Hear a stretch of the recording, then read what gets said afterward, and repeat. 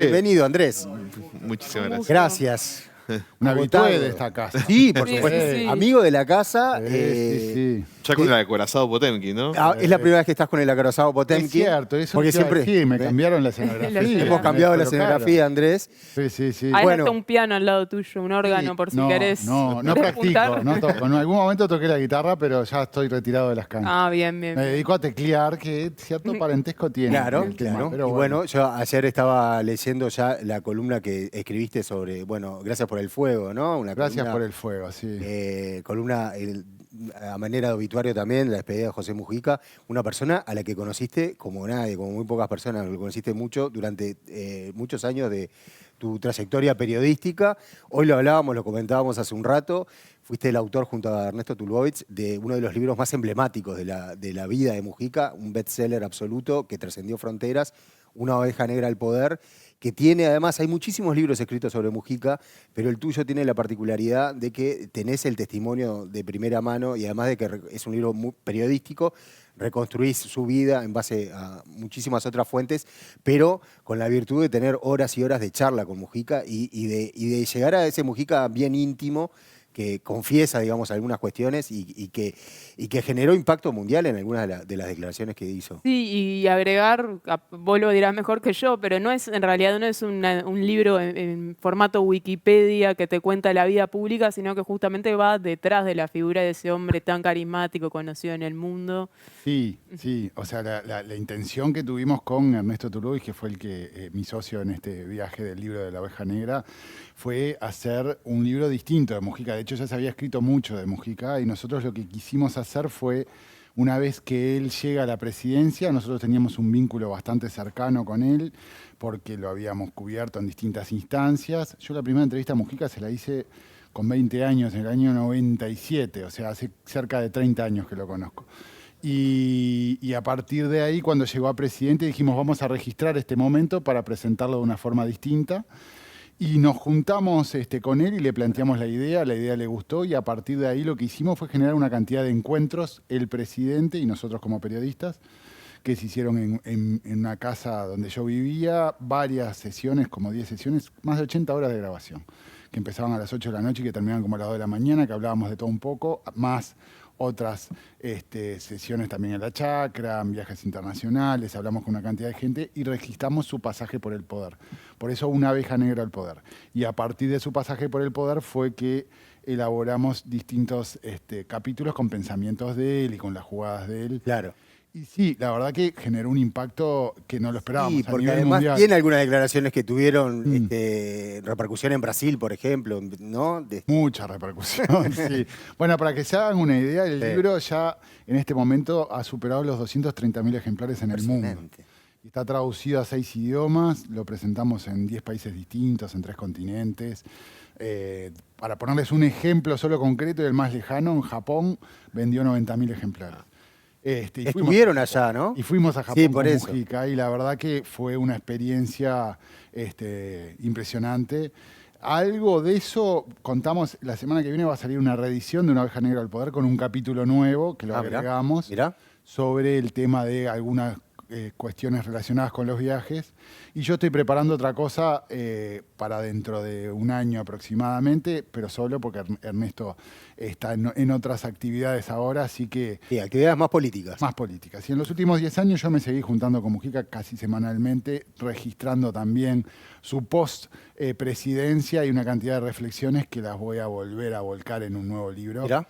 Que lo que arreglé con él es que no saliera enseguida después de su fallecimiento, sino dejar un tiempo y evitar el... Sí, y después sacarlo, así que en algún momento también, bueno, ya lo estoy preparando, pero va a haber novedades por ese lado. El libro, yo creo que ahí una de las cosas más, que más le buscamos e importante es el título, ¿no? Porque en definitiva eso fue Mujica, ¿no? Una oveja negra. Y creo que desde ese lugar es que generó mucho impacto a nivel nacional e internacional.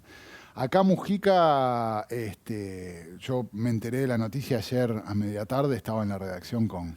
Creo que te la di yo a la noticia. Esa me la guardo para siempre porque yo le dije al biógrafo de Mujica, el presidente acaba de subir. Sí, después me fui inmediatamente para la chacra. Estuviste ayer en la chacra. Sí, mucho rato, y fue de los primeros que estuve ahí con Lucía y con todo el entorno, y me dijeron que habían tomado la decisión de que la comunicación oficial la hiciera el presidente de la Claro, República. claro. Fue el primero que le avisaron. Mujica falleció a las 4 menos 10 y 4 y 5, creo que sube Sí. el tuit Orsi. Y ahí estuve con Lucía y con todo su entorno, pero lo que les decía es que a partir de ese momento no me ha parado de... Explota el teléfono. Sí, y de mucha gente del exterior, ¿no? Sí. Es increíble el impacto. Digo, primero no sé cómo hicieron tanta gente para conseguir el teléfono, pero bueno, eso no es tan complicado hoy en día. Los teléfonos Sí. periodistas vuelan. Sí, Sí. pero segundo, ya en poco rato Chile, Colombia, Argentina, México, Perú, España, Italia, en todos esos lados ya he hablado, ¿no? Y ha generado mucho impacto a nivel mundial. Yo lo que les decía es que una cosa es Mujica afuera y otra cosa es Mujica adentro. Si quieren, Eso te iba a después consultar. hablamos ¿Qué de eso. percepción de estas preguntas que te vienen de afuera? Y sí, porque además vos de alguna manera viste la intimidad absoluta de Mujica, sobre todo en esos viajes también. Es como ver al presidente de calzoncillo de alguna manera, ¿no? Sí, es que fue eso. Yo le El decía, rey desnudo. yo lo Sí. presentaba así, en pijama. Yo era como Sí. un poco más delgado y decía, les presentamos Y sí. a Mujica en pijama. Pero Claro. es eso. Sí. Y en realidad, lo que percibí es que en el Uruguay, bueno, lo que escribí un poco ayer, que escribí esa columna, Gracias por el Fuego. Gracias por el Fuego es por lo pasional de Mujica, porque Mujica, su vida generó muchos amores y odios, pero nunca indiferencia. O sea, fue una persona muy pasional que vivió muy al mango y que no pasaba desapercibido. Por eso el fuego, o sea, yo creo que eso también fue lo que lo mantuvo vivo tantos años y de lo que se nutría de la adrenalina. Y lo que planteaba ahí es que en el Uruguay él es ángel y demonio, ¿no? O sea, la mitad del Uruguay lo ama y la mitad del Uruguay lo odia. O sea, hay como una cosa muy pasional. Pero afuera, y sobre todo a medida que uno se va alejando a los países más lejanos, toda esa cosa ideológica relacionada con la izquierda y la derecha se pierde, y el Mujica que queda es el Mujica más filosófico, ¿no? El concepto ese de vivir con sobriedad y con austeridad, disfrutar de la vida, ser feliz, abrazarse a las cosas espirituales y a los afectos y no a lo material.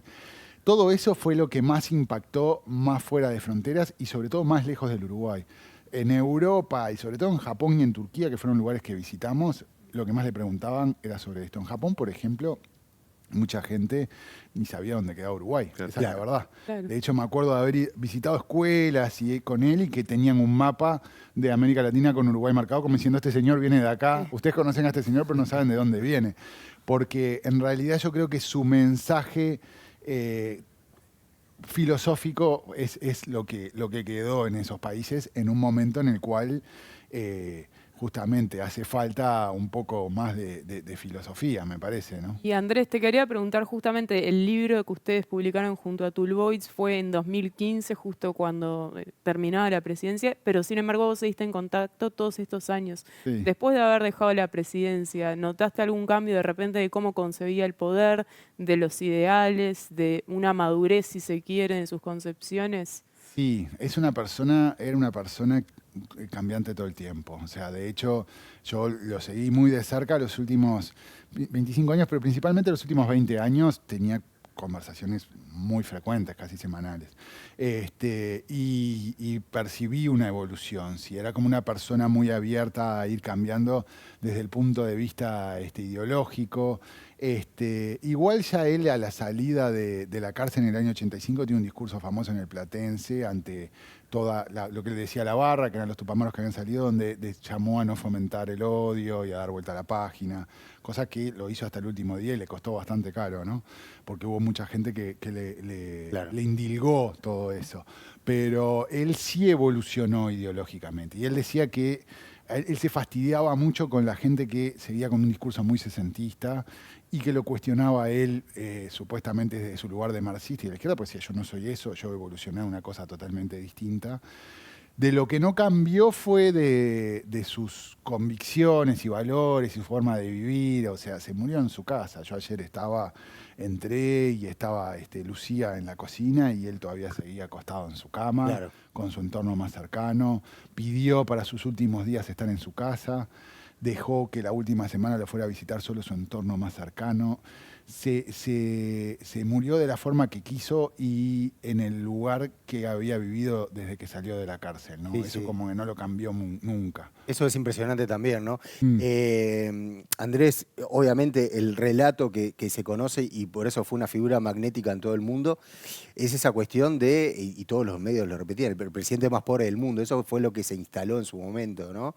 Esa vida austera, esa vida desprendida de andar liviano de equipaje, eso también vos lo pudiste palpar y obviamente ahora con esa despedida que tuvo también, muy austera, no se fue en un gran hospital ni nada por el estilo, sino que en esa chacra donde quiso terminar sus días.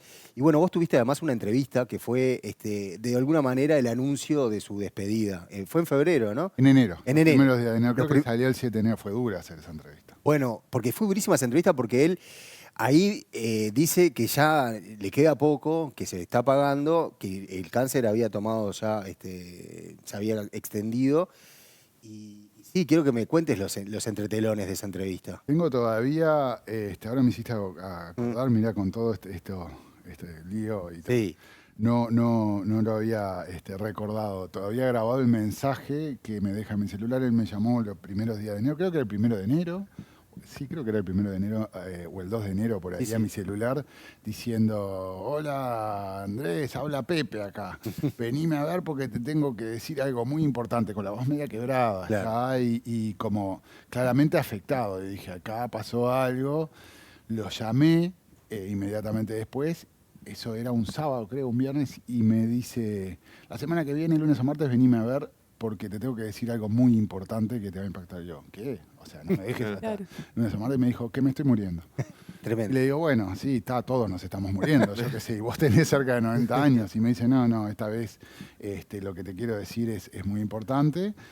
Se complicó la enfermedad y yo ya fui preparado para eso y fui a la chacra un martes de mañana, me acuerdo, y llegué y él ya estaba sentado en su sillón esperándome como para decirme eso y de entrada ya me largó todo de que el cáncer se le había expandido por todo el cuerpo, que no tenía solución, que estoy liquidado, hermano, me dijo, hasta acá llegué.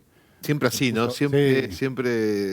Se le llenaban los ojos de lágrimas, esa cosa que tenía también como muy, tenía una cosa como muy sentimental, por más de que era una persona Sí, que es, bastante recién decíamos, dura, es ¿no? curtido, ¿no? Un tipo que se ha Muy curtido durante curtido, toda la vida. pero se te ponía a hablar de esas cosas y se le llenaban los ojos de lágrimas. Y después terminamos derivando en otras cosas, pero eso me pidió, como para comunicarlo, por supuesto que para nosotros periodísticamente tenía un altísimo valor. Y lo sacamos ese jueves, no me acuerdo, 7, 8 de enero, y ahí fue que también se expandió por todo el mundo y él bajó un poco la exposición pública. De hecho, después de eso, creo que dio 2 o 3 entrevistas Sí, más, sí. pero no más de eso. No, y aparte se recluyó. empezó como una larga despedida quizás, ¿no? Exacto. Desde enero hasta ahora, mediados de mayo, empezó como una larga despedida porque de alguna manera ahí ya todo el mundo ya estaba preparado como para su muerte y mucha gente lo empezó a despedir, ¿no? Iban hasta la chacra, lo despedían. Con una cosa muy curiosa que les voy a contar de eso, que lo hablé además, yo la última vez que hablé con él fue el martes pasado, hace una semana, lo cual es increíble. Ahí ya estaba bien, o sea, igual todavía ya estaba afectado Sí, porque sí. no aguantaba Claro. mucho, pero tuve una conversación de como 40 minutos.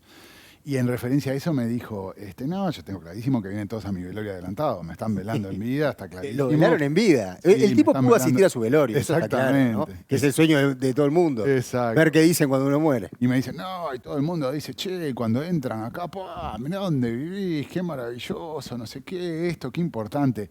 Me dice ahora, ninguno de estos que viene vive como yo. O sea, a todos les encanta, a todos dicen que qué maravilloso, pero viven unos palacetes nunca vistos, me dice. Bueno, eso es lo que decíamos Sí. hace un rato. Ujú. Realmente la austeridad no era impostada, ¿no? No. Él en ese sentido vivió como pensaba y además hizo de eso una parte importante de su carrera política, con un agregado que yo creo que siempre fue un gran comunicador, ¿no? Lo supo comunicar muy bien. O sea, ¿cuál es la gran virtud de Mujica, si tuviera que decir, además de la autenticidad, que ya lo dije, la palabra?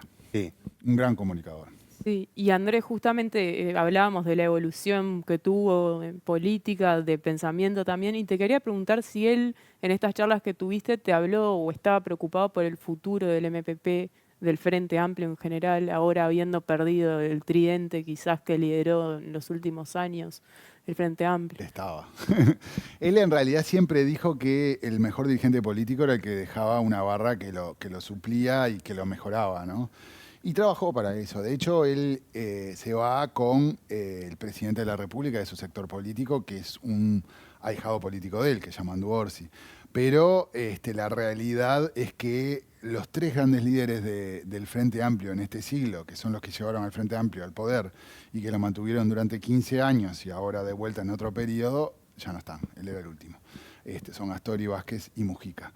Con un agregado no menor en referencia a lo que vos decís, que es que Mujica además se muere en el momento más grande de la ola del MPP, ¿no? El MPP en las últimas elecciones tuvo la votación más grande de un sector político desde la lista 15 a mediados del siglo XX. O sea, casi la votación más grande en un siglo del sector político. Tiene un tercio del Parlamento, es gigantesco. Entonces, ¿qué va a pasar con eso? Es una gran incógnita. Yo creo que ahí hay dos liderazgos incipientes muy fuertes, que creo que si logran encaminar el barco y encauzar y agrupar a la barra o a la tropa, el MPP puede funcionar, incluso alrededor de la figura de Mujica, que son el presidente, llamando Borsi, y Alejandro Sánchez, ¿no? El Pacha Sánchez, el secretario de la presidencia. Entre ellos dos me parece que es donde va a estar un poco el futuro del MPP, pero hay que ver cómo se posicionan también, ¿no?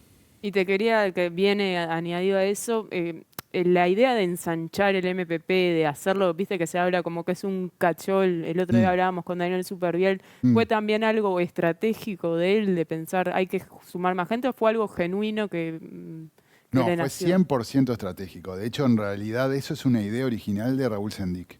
Raúl Sendic cuando sale de la cárcel, lo que pasa es que se muere a fines de los 80, o sea, muy rápido.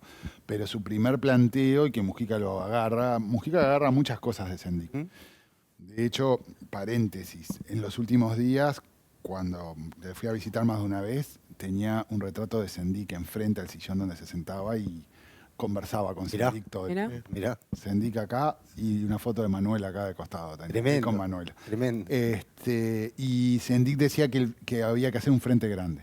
Que en realidad lo que tenían que hacer para llegar al gobierno era ampliar un poco el espectro y tratar de llegar a sectores que no llegaban, sobre todo al interior y a otros sectores.